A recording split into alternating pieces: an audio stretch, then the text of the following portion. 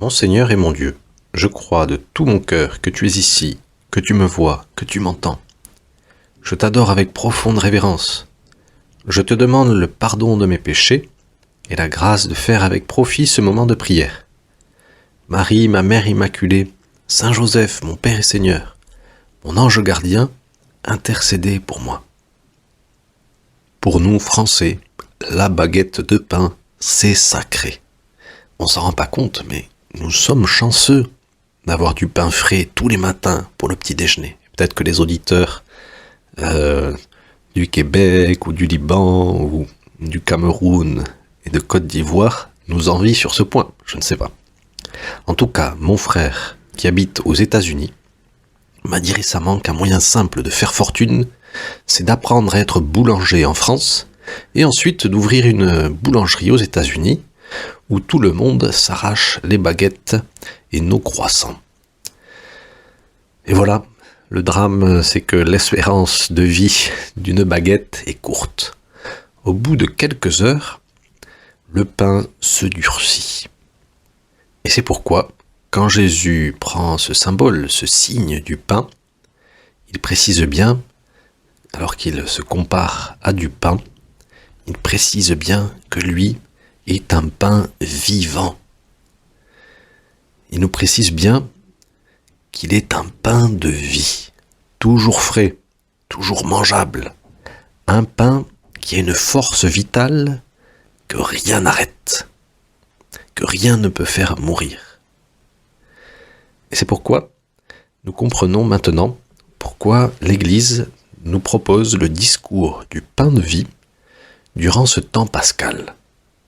Depuis quelques jours, nous sommes au chapitre 6 de Saint Jean, qui commence par un miracle de la multiplication des pains, et ensuite, Jésus essaye de nous montrer que lui est la vraie nourriture, et qu'il nous faut le manger dans la communion, dans l'Eucharistie.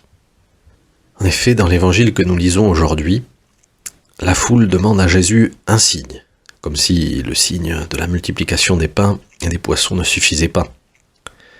Quel signe vas-tu accomplir pour que nous puissions le voir et te croire ? Et alors Jésus répond simplement, je vous le dis, c'est mon Père qui vous donne le vrai pain venu du ciel, car le pain de Dieu, c'est celui qui descend du ciel et qui donne la vie au monde. Et Jésus finit en disant, moi, je suis le pain de la vie.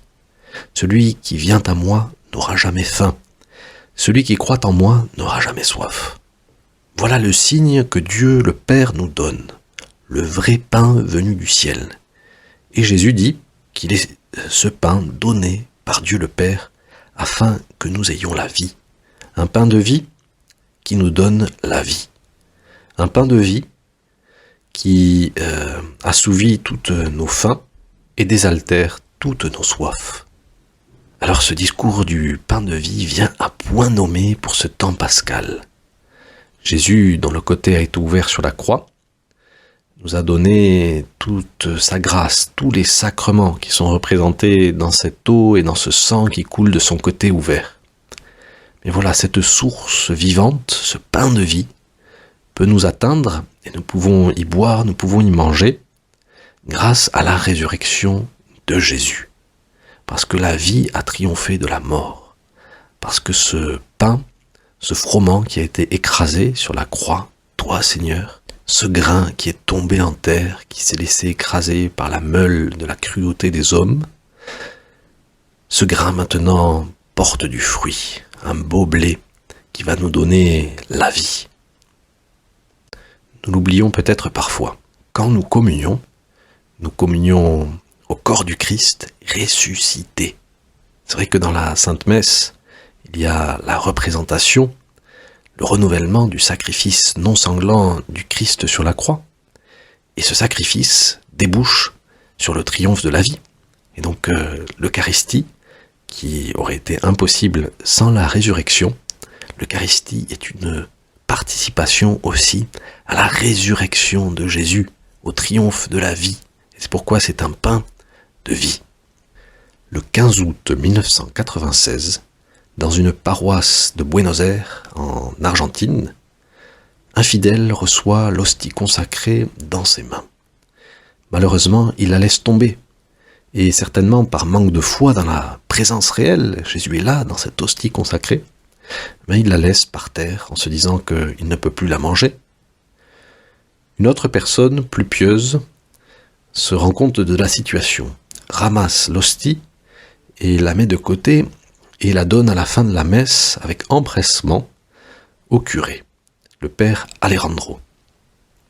Le prêtre met l'hostie dans un petit récipient avec de l'eau pour que l'hostie puisse se dissoudre petit à petit et qu'il puisse ensuite faire disparaître cette hostie effectivement qui était tombée sur le sol et qui ne pouvait plus être mangée.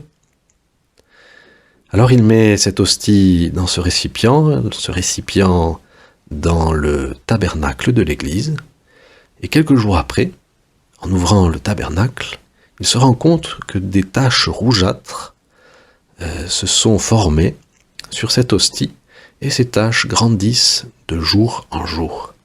Alors il décide d'avertir l'archevêque de Buenos Aires, qui était le cardinal Jorge Mario Bergoglio, qui va devenir en 2013 le pape François, qui était alors archevêque de Buenos Aires.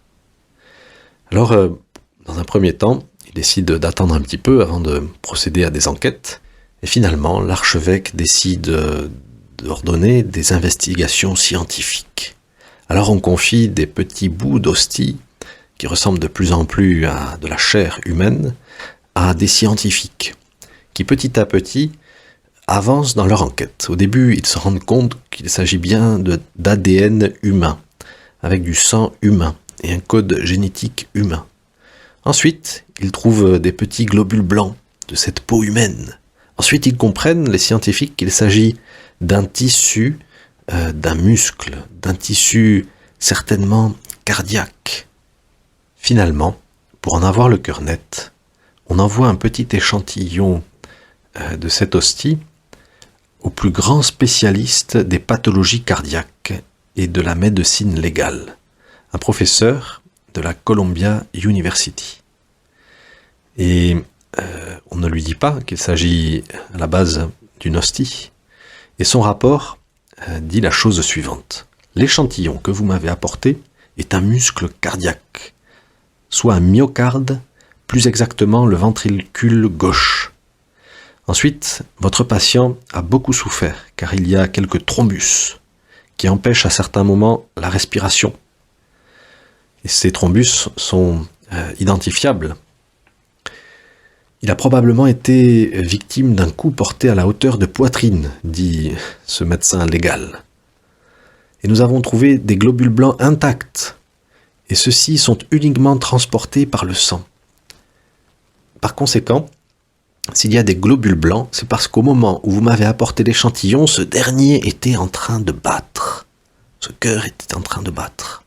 Alors on a expliqué à ce docteur qu'il s'agissait d'un bout d'une hostie, et le docteur qui était athée n'en revenait pas.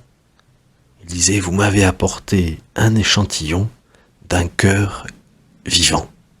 Alors si tu veux en savoir plus sur ce miracle eucharistique très bien documenté, je te mets quelques liens dans l'application 10 minutes avec Jésus. En tout cas, la réalité, c'est que l'Eucharistie est une nourriture vivante. L'Eucharistie est la communion au corps ressuscité de Jésus. Au corps qui se donne à nous avec son cœur qui bat pour nous, ses sentiments, son amour, tout son être qui veut se déverser sur chacune de nos vies. C'est pourquoi l'Église nous encourage à profiter de ce temps pascal pour nous unir au mystère de la résurrection à travers la communion à Jésus-Christ dans l'Eucharistie. Est-ce que j'ai foi, Seigneur, dans cette Eucharistie? Est-ce que j'ai foi que dans cette nourriture, je serai assouvi pour toujours, que dans ton corps et dans ton sang, toutes mes faims, toutes mes soifs seront comblées, car ce pain vivant me donnera la vie. Je te remercie, mon Dieu, des bonnes résolutions, des actes d'amour et des inspirations que tu m'as communiquées dans cette méditation. Je te demande de m'aider à les mettre en pratique. Marie, ma mère immaculée, Saint Joseph et mon ange gardien, intercédez pour moi.